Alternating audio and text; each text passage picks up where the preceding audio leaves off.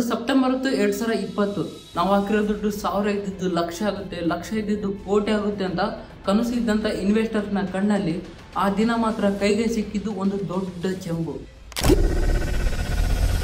ಒಂದು ಕಾಲದಲ್ಲಿ 2,85,000 ಕೋಟಿ ಬೆಲೆ ಬಾಳ್ತಿದ್ದಂಥ ಕಂಪನಿ ಇವತ್ತು ಕೇವಲ 2,500 ಕೋಟಿಗೆ ಬೆಲೆ ಬಾಳ್ತಾ ಇದೆ. ಒಂದು ಶೇರಿಗೆ $2,200 ಇವತ್ತು $6 ಬಂದಿದೆ. Nikola. The electric truck company Nikola shares tumbling. Nikola shares are down about 4.5%, 1.3 million shares of volume. This is spectacular fraud. This is a company that has not yet really made a product. ಹಾಗಾದ್ರೆ ಬನ್ನಿ ಕೇವಲ ಒಂದು ವಿಡಿಯೋನ ತೋರಿಸಿ ಜಗತ್ತಲ್ಲಿ ನಾವೇ ಅತಿ ಬುದ್ಧಿವಂತರೆಂದು ಮೆರೆಯುತ್ತಿರುವ ರಾಷ್ಟ್ರವನ್ನೇ ಮೋಸ ಮಾಡಿದ ಈ ಅತಿ ಬುದ್ಧಿವಂತ ಕಟ್ಟಿದ 2,85,000 ಕೋಟಿಯ ಕಂಪನಿಯ ಕತೆ ಕೇಳೋಣ.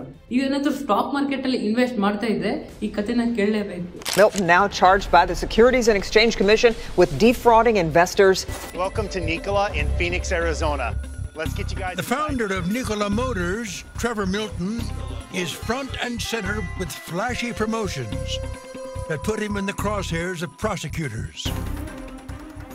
And when he unveils his all-electric truck, Oh, that thing is so awesome. His message was, we are the future. We're targeting the second largest polluting industry in the world, the trucking industry.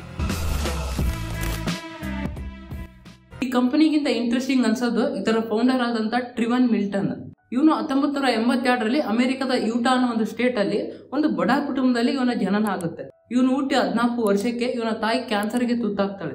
ಈ ತರ ಬಾಲ್ಯದಲ್ಲೇ ಬಡತನದ ಅನುಭವವನ್ನು ಅನುಭವಿಸಿದಂತವನು ತನ್ನ ಜೀವನದಲ್ಲಿ ಏನಾದ್ರೂ ಸಾಧನೆ ಮಾಡ್ಬೇಕಂತ ಒಂದು ಛಲ ಉಟ್ಕೊಳುತ್ತೆ. ಅದೇ ತರ ಕಾಲೇಜಿನಿಂದ ಡ್ರಾಪ್ ಔಟ್ ಆಗಿ ಪಾರ್ಟ್ನರ್ಶಿಪ್ ಅಲ್ಲಿ ಸೆಕ್ಯೂರಿಟೀಸ್ ಅಂಡ್ ಅಲಾರಾಮ್ ಅನ್ನೋ ಒಂದು ಸೇಲ್ಸ್ ಕಂಪನಿ ಸ್ಟಾರ್ಟ್ ಮಾಡ್ತಾನೆ. ಇದು ಸ್ಟಾರ್ಟ್ ಆಗಿ 2 ವರ್ಷಕ್ಕೆ $3 ಲಕ್ಷ ಮಾರಾಟ ಮಾಡ್ತಾನೆ. ಆದ್ರೆ ಇಲ್ಲಿ ಅವನಿಗೆ ಪಾರ್ಟ್ನರ್ಗೆ ಕೊಡಬೇಕಾದ ದುಡ್ಡಲ್ಲಿ ಮೋಸ ಮಾಡ್ತಾನೆ. ಇದಾಗಿ OLX ತರ ಹಳೆ ಕಾರುಗಳನ್ನ ಮಾರುವಂತ ಒಂದು ಆನ್ಲೈನ್ ಅಡ್ವರ್ಟೈಸಿಂಗ್ ಕಂಪನಿ ಸ್ಟಾರ್ಟ್ ಮಾಡ್ತಾನೆ. ಆದ್ರೆ ಇದು ಅಷ್ಟಾಗಿ ಹಿಟ್ಟಾಗೋದಿಲ್ಲ. ಇಲ್ಲಿಗೆ ಅವನು ಸೀಮಿತ ಆಗದೇನೆ ಇಲ್ಲಿ ಕಾರ್ಗಳ ಇಂಜಿನ್ ಬಗ್ಗೆ ತಿಳ್ಕೊಂಡಂತವನು ಡೀಸೆಲ್ ಇಂಜಿನ್ ಮೇಲೆ ಓಡುವಂತ ಟ್ರಕ್ ಗಳನ್ನ ನ್ಯಾಚುರಲ್ ಗ್ಯಾಸ್ ಇಂಜಿನ್ ಗೆ ಕನ್ವರ್ಟ್ ಮಾಡುವಂತ ಒಂದು ಹೈಬ್ರಿಡ್ ಸಿಸ್ಟಮ್ ಅನ್ನೋ ಒಂದು ಕಂಪನಿ ಸ್ಟಾರ್ಟ್ ಮಾಡ್ತಾನೆ. ಈ ಕಂಪನಿಗೆ ಸ್ವಿಫ್ಟ್ ಅನ್ನೋ ಒಂದು ಕಂಪನಿ ಮುಖಾಂತರ $2 ಮಿಲಿಯನ್ ಫಂಡಿಂಗ್ ತರ್ತಾನೆ. ಈ ಡೀಲ್ ಅಲ್ಲಿ 800 ಟ್ರಕ್ ಗಳನ್ನ ಡೆಲಿವರಿ ಮಾಡಬೇಕಿರುತ್ತೆ. ಮೊದಲ ಬ್ಯಾಚ್ ಅಲ್ಲಿ 10 ಟ್ರಕ್ ಗಳನ್ನ ಟ್ರಯಲ್ ಆಗಿ ಕೊಡಬೇಕಿರುತ್ತೆ. ಆದ್ರೆ 2012ರ ಲಾಸ್ಟ್ ಶೂಟ್ ಪ್ರಕಾರ ಇವನು 10 ಜನ ಎಂಪ್ಲಾಯೀಸ್ ಸೇರಿ ಕೇವಲ 5 ಟ್ರಕ್ ನ ಡೆಲಿವರಿ ಮಾಡ್ತಾರೆ. ಆ 5 ಟ್ರಕ್ ಗಳು ಇನ್ಎಫೆಕ್ಟಿವ್ ಮತ್ತೆ ಇನ್ಎಫಿಷಿಯನ್ಸಿ ಆಗಿದೋ ಅಂತ ಆ ಕಂಪ್ನಿ ಮೇಲೆ ಕೇಸ್ ಹಾಕ್ತಾರೆ. ಆಗ ಈ ಕಂಪ್ನಿಯಿಂದ ಹೇಗಾದ್ರೂ ಹೊರಗೆ ಬರ್ಬೇಕು, ಈ ಕಂಪ್ನಿನ ಹೇಗಾದ್ರೂ ಸೇಲ್ ಮಾಡ್ಬೇಕಂತ ನೋಡ್ತಾ ಇರ್ತಾನೆ. ಆದ್ರೆ ಯಾರು ಈ ಕಂಪ್ನಿನ ತಗೊಳಕ್ಕೆ ಮುಂದೆ ಬರಲ್ಲ. ಆಗ ಟ್ರಿವನ್ ಮಿಲ್ಟನ್ ಒಂದು ಐಡಿಯಾ ಮಾಡ್ತಾನೆ. ಆ ಹಳೆಯ ಕಂಪ್ನಿ ಹೆಸರಲ್ಲಿ ಒಂದು ಹೊಸ ಹೆಸರನ್ನ ಸೇರಿಸಿ ಹೈಬ್ರಿಡ್ ಸಿಸ್ಟಮ್ ಅಂತ ಒಂದು ಹೊಸ ಕಂಪ್ನಿನೇ ಸ್ಟಾರ್ಟ್ ಮಾಡ್ತಾನೆ. ಈಗ ಈ ಕಂಪ್ನಿಯ ಫುಲ್ಲಿ ಓನರ್ಶಿಪ್ ಇರೋದು ಇವ್ರು ಮತ್ತೆ ಇವ್ರ ಅಪ್ಪಂದಿರುತ್ತೆ. ಆ ಹಳೆಯ ಕಂಪ್ನಿಯ ಅಸೆಟ್ ಗಳನ್ನ ಟೆಕ್ನಾಲಜಿಯನ್ನ ಈ ಹೊಸ ಕಂಪ್ನಿಗೆ ಟ್ರಾನ್ಸ್ಫರ್ ಮಾಡ್ಕೊಂತಾನೆ. ಟ್ರಾನ್ಸ್ಫರ್ ಮಾಡಿಸ್ತಿದ್ದಂಗನೆ ಆಗತಾನೆ ಇಂಡಸ್ಟ್ರಿಗೆ ಹೊಸದಾಗಿ ಬಂದಂತ ವರ್ತಿಂಗ್ಟನ್ ಇಂಡಸ್ಟ್ರೀಸ್ ಅನ್ನೋ ಒಂದು ಕಂಪ್ನಿಗೆ $12 ಮಿಲಿಯನ್ ತನ್ನ ಕಂಪ್ನಿನ ಸೇಲ್ ಮಾಡ್ತಾರೆ. ಇದು ಕೇವಲ ಟ್ರೈಲರ್ ಅಷ್ಟೇ. ಇನ್ ಮುಂದೆ ರಿಯಲ್ ಸ್ಟೋರಿ ಅನ್ನೋದು ಸ್ಟಾರ್ಟ್ ಆಗೋದು.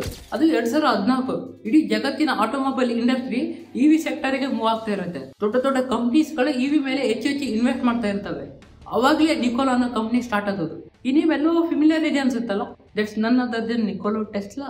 ಇಲಾನ್ ಮಸ್ಕ್ ಟೆಸ್ಲಾದಿಂದ ಇಡೀ 4 ವೀಲರ್ ಸೆಕ್ಟರ್ ನೇ ರೂಲ್ ಮಾಡ್ತೀನಿ ಅಂತ ಬಂದ್ರೆ, ಈ ಕಡೆ ಟ್ರಾವೆಲ್ ಮಿಲ್ಟನ್ ನಿಕೋಲಾದಿಂದ ಇಡೀ ಟ್ರಕ್ ಇಂಡಸ್ಟ್ರಿನೇ ರೂಲ್ ಮಾಡ್ತೀನಿ ಅಂತ ಒಂದು ಇನೋವೇಟಿವ್ ಟೀಮ್ ಒಂದಿಗೆ ನಿಕೋಲಾ ಕಂಪ್ನಿ ಸ್ಟಾರ್ಟ್ ಮಾಡ್ತಾನೆ with no relevant experience. For example, ಅವನ ತಮ್ಮ ಟ್ರಾವಿಸ್ ಮಿಲ್ಟನ್ ರೋಡ್ಗೆ ಕಾಂಕ್ರೀಟ್ ಆಗ್ತಾ ಇದ್ದಂತ ಕೆಲಸ ಮಾಡ್ತಿದ್ದವನು ನಿಕೋಲಾದಲ್ಲಿ director of hydrogen and infrastructure ನ ಹೆಡ್ ಆಗಿರ್ತಾನೆ. ನಿಕೋಲಾ ಕಂಪ್ನಿ ಹೇಳೋ ಪ್ರಕಾರ ನಾವು ಹೈಡ್ರೋಜನ್ ಫ್ಯೂಲ್ ಇಂಜಿನ್ ಮೇಲೆ ಓಡುವಂತ ಫ್ಯೂಚರಿಸ್ಟಿಕ್ ಟ್ರಕ್ ಗಳನ್ನ ಮ್ಯಾನುಫ್ಯಾಕ್ಚರ್ ಮಾಡ್ತೀವಿ ಅಂತ ಬರ್ತಾರೆ. ಅದೇಗ ಇವನ್ ಟೀಮ್ ಕಷ್ಟಪಟ್ಟು ಇವನಿಗಿರುವಂತ ಚಾರ್ಮ್ ಮೇಲೆ, ಇವನಿಗಿರುವಂತ ಲಕ್ ಮೇಲೆ 2016ರಲ್ಲಿ ನಿಕೋಲಾ 1 ಹೈಡ್ರೋಜನ್ ಫ್ಯೂಲ್ ಟ್ರಕ್ ನ ಲಾಂಚ್ ಮಾಡ್ತಾರೆ. ಈ ಟ್ರಕ್ ನ ಪ್ರೋಟೋಟೈಪ್ ಫ್ಯೂಚರಿಸ್ಟಿಕ್ ಆಗಿರುತ್ತೆ. ಆದ್ರೆ ಇದು ಕೇವಲ ವೀಲ್ ಮೇಲೆ ನಿಂತಿರುವಂತ ಒಂದು ಸ್ಟೀಲ್ ಬಾಡಿ ಅಷ್ಟೇ. ಯಾಕಂದ್ರೆ ಇವ್ರ ಹತ್ರ ಪ್ರೂವನ್ ಟೆಕ್ನಾಲಜಿನೇ ಇಲ್ಲ. ಆ ಟೆಕ್ನಾಲಜಿ ಬಿಲ್ಡ್ ಮಾಡೋದಕ್ಕೆ ಇವ್ರ ಹತ್ರ ಸ್ಕಿಲ್ಡ್ ಇಂಜಿನಿಯರ್ಸೇ ಇಲ್ಲ. ಇಷ್ಟಾದ್ರೂ Trevor Milton it is not a pusher, it is a fully functional truck ಅಂತ ಒಂದು ಸ್ಟೇಟ್ಮೆಂಟ್ ಕೊಡ್ತಾನೆ. Not a pusher. It's not just a pusher, a fully functioning vehicle, which is really incredible. In fact ಈ truck ಅಲ್ಲಿ ಆ touch screen ಬಿಟ್ರೆ ಬೇರೆ ಯಾವ್ದು function ಆಗ್ತಾನೆ ಇರಲ್ಲ. ಆ ಲಾಂಚ್ ಶೋ ಅಲ್ಲಿ ಟ್ರಕ್ ಗೆ ಪವರ್ ಸಪ್ಲೈ ಮಾಡೋದಕ್ಕೆ ಸ್ಟೇಜ್ ಕೆಳಗಡೆಯಿಂದ ಒಂದು ವೈರ್ ನ ಕನೆಕ್ಟ್ ಮಾಡಿರ್ತಾರೆ. ಇದಾಗಿ 2 ವರ್ಷ ಅಂದ್ರೆ 2018ರಲ್ಲಿ ಒಂದು ವಿಡಿಯೋನ ರಿಲೀಸ್ ಮಾಡ್ತಾನೆ, Nikola 1 is on the road ಅಂತ. ಈ ವಿಡಿಯೋನ ಒಂದು ಸಾರಿ ಸರಿಯಾಗಿ ಅಬ್ಸರ್ವ್ ಮಾಡಿ. ಈ ವಿಡಿಯೋ ಶೂಟ್ ಆಗಿರೋದು ಗುಡ್ಡಗಳಿರುವಂತ ಒಂದು ಮರುಭೂಮಿ ಪ್ರದೇಶದಲ್ಲಿ. ಈ ಟ್ರಕ್ ನ ಎತ್ತರವಾದ ಪ್ರದೇಶದಿಂದ ತಳ್ಳಿದ್ದಾರೆ. ಆ ತಳ್ಳಿದ ಫೋರ್ಸಿಗೆ ಟ್ರಕ್ ರನ್ ಆಗ್ತಾ ಇದೆ. ಆ ರನ್ ಆಗ್ತಿರೋ ಟ್ರಕ್ ನ ವಿಡಿಯೋ ಶೂಟ್ ಮಾಡಿ ಎಡಿಟ್ ಮಾಡಿ ಇದು ನೆಕ್ಸ್ಟ್ ಫ್ಯೂಚರ್ ಟ್ರಕ್ ಅಂತ ಸೋಷಿಯಲ್ ಮೀಡಿಯಾದಲ್ಲಿ ರಿಲೀಸ್ ಮಾಡಿದ್ದಾರೆ. ಗಾಡಿ ಸ್ಟಾರ್ಟ್ ಆಗ್ತಾ ಇಲ್ಲ, ಏನ್ ಮಾಡ್ಬೇಕು? ಗಾಡಿ ಸ್ಟಾರ್ಟ್ ಆಗ್ತಾ ಇಲ್ಲ ಕಣೋ. ಇನ್ಸ್ಪೆಕ್ಟರ್ ತಳಕೆಲ್ಲ ಮಗನೇ ಸರಿಯಾಗಿ ಮಾಡಿದ್ರಿ ಸರ್. ಸೋಂಬೇರಿ ನನ್ ಮಗ. ಯಾಕೆ ಹೇಳ್ತೀಯ ಸರ್? ಸ್ವಲ್ಪ ತಳ್ಳಿ ಸರ್. ಡಬ್ಬ ನನ್ನ ಮಕ್ಕಳ ಡಬ್ಬ ಗಾಡಿ ಇಟ್ಕೊಂಡ್ಬಿಟ್ಟು.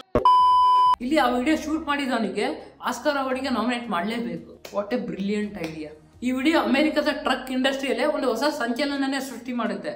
ಯಾವ ಲೆವೆಲಿಗೆ ಅಂದ್ರೆ ಬೋಶ್ ಅಂತ ದೊಡ್ಡ ದೊಡ್ಡ MNC ಕಂಪನಿಗಳೇ ನಿಕೋಲಾ 1ಗೆ 800 ಟ್ರಕ್ ಗಳನ್ನ ಆರ್ಡರ್ ಕೊಡುತ್ತೆ. ಇದರಿಂದ ಪಬ್ಲಿಕ್ ನಿಂದನು ಪ್ರೀ ಆರ್ಡರ್ ಬರಕ್ ಸ್ಟಾರ್ಟ್ ಆಗುತ್ತೆ ಕಂಪ್ನಿಗೆ. ನೆಕ್ಸ್ಟ್ ಫ್ಯೂಚರ್ ಟ್ರಕ್ ಅಂತ ಮೇನ್ ಮೀಡಿಯಾದಲ್ಲಿ ಕವರೇಜ್ ಸಿಗಕ್ ಸ್ಟಾರ್ಟ್ ಆಗುತ್ತೆ. ಪಬ್ಲಿಕ್ ಅಲ್ಲಿ ಬ್ರ್ಯಾಂಡ್ ರೆಕಗ್ನೈಸೇಷನ್ ಜಾಸ್ತಿ ಆಗ್ತಾನೆ ಹೋಗುತ್ತೆ. ಇದೇ ಒಳ್ಳೆ ಟೈಮ್ ಅಂತ 2020ರಲ್ಲಿ ಟ್ರಾವಿನ್ ಮಿಲ್ಟನ್ ತನ್ನ ಕಂಪ್ನಿನ ಪಬ್ಲಿಕ್ ಗೆ ಲೀಸ್ಟ್ ಮಾಡಕ್ ಹೋಗ್ತಾನೆ. ಅದು ರಿವರ್ಸ್ ಮರ್ಜರ್ ಮೂಲಕ. ಈ ರಿವರ್ಸ್ ಮರ್ಜರ್ಗೂ ಮತ್ತೆ ನಾರ್ಮಲ್ IPOಗೂ ಸ್ವಲ್ಪ ಡಿಫ್ರೆನ್ಸ್ ಇದೆ. ಈ ನಾರ್ಮಲ್ IPO ಅಲ್ಲಿ ಯಾವುದೇ ಕಂಪನಿ IPO ಹೋಗೋಕ್ಕಿಂತ ಮುಂಚೆ ತನ್ನ ಕಂಪನಿಯ ಫೈನಾನ್ಷಿಯಲ್ ಡೀಟೇಲ್ಸ್ ಮತ್ತೆ ಫ್ಯೂಚರ್ ಗೋಲ್ಸ್ ಮತ್ತೆ ಯಾಕೆ IPO ಹೋಗ್ತಾ ಇದೆಯೋ ಅಂತ ಹಲವು ಡೀಟೇಲ್ಸ್ ಗಳನ್ನ ಪಬ್ಲಿಕ್ ಮುಂದೆ ಇಡಬೇಕಾಗುತ್ತೆ. ಆದ್ರೆ ರಿವರ್ಸ್ ಮರ್ಜರ್ ಅಲ್ಲಿ ಈ ತರ ಆಗಲ್ಲ.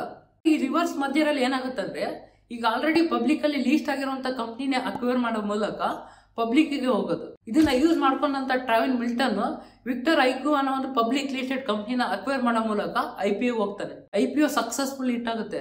ಯಾವ ಲೆವೆಲಿಗೆ ಇಟ್ಟಾಗತ್ತಪ್ಪ ಅಂದ್ರೆ ಇವತ್ತು ಜಗತ್ತಿನ ಆಟೋಮೊಬೈಲ್ ಇಂಡಸ್ಟ್ರಿಯಲ್ಲೇ ದಿಗ್ಗಜ ಕಂಪ್ನಿ ಆದಂತ ಫೋರ್ಡ್ ಕಂಪ್ನಿಯನ್ನ ಮೀರಿ 2,85,000 ಕೋಟಿಯ ವ್ಯಾಲ್ಯೂಯೇಷನ್ ನಿಕೋಲಾದಾಗುತ್ತೆ. ನಿಮಗೆ ಇನ್ಫಾರ್ಮೇಶನ್ ಇರಲಿ ಅಂತ ಹೇಳ್ತಾ ಇದ್ದೀನಿ.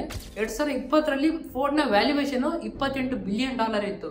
2019ರಲ್ಲಿ 50 ಲಕ್ಷಕ್ಕೂ ಅಧಿಕ ವೆಹಿಕಲ್ ಗಳನ್ನ ಸೇಲ್ ಮಾಡಿತ್ತು. ಆದ್ರೆ ಇಲ್ಲಿ ಫನ್ನಿ ಫ್ಯಾಕ್ಟ್ ಏನಂದ್ರೆ ನಿಕೋಲಾ 1 ಟ್ರಕ್ ನ ಸೇಲ್ ಮಾಡ್ದೇನೆ ಜಗತ್ತಿನ ಅತಿ ದೊಡ್ಡ ಟ್ರಕ್ ಮ್ಯಾನುಫ್ಯಾಕ್ಚರಿಂಗ್ ಕಂಪ್ನಿ ಆಗಿತ್ತು.